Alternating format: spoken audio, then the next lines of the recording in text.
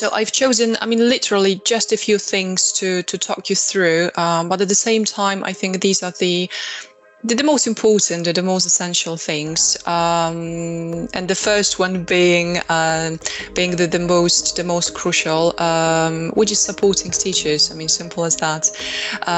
Those teachers who have some students with SEND in their classrooms, and my role is just to share with them some tips, some ideas, what they can do to facilitate the learning. This actually overlaps with what Val has just said about differentiation, about scaffolding.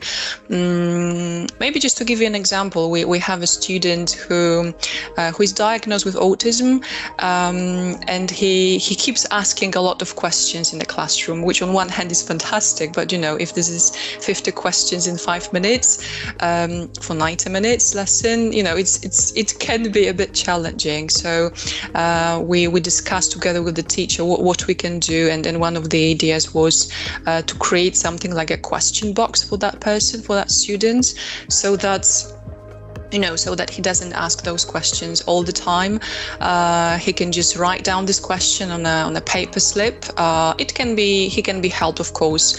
I mean, there can be a learner assistant who will be supporting him with writing these questions.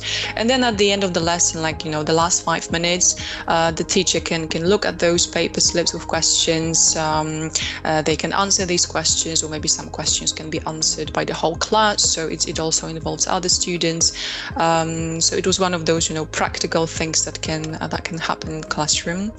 I also run some workshops for both teachers and learner assistants. Today and tomorrow, I am running the workshop for learner assistants, and I will be focusing on supporting students with autism and ADHD.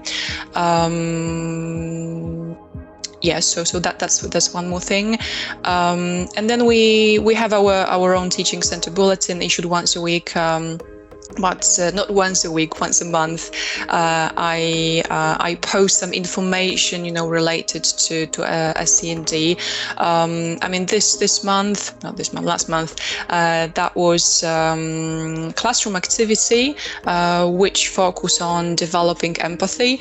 Empathy is needed everywhere, but in the classroom as well, especially when there are some students with SEND, and sometimes they might be, left out or not really accepted by other peers. So I thought this is an important issue to think about. And last but not least, I haven't done it yet, but it's on my to-do list, probably at the very, very beginning of the new year. I would like to either probably make some posters related to S&D topics, maybe some quotations from students with SEND, and I would like to put it in our classrooms in Warsaw.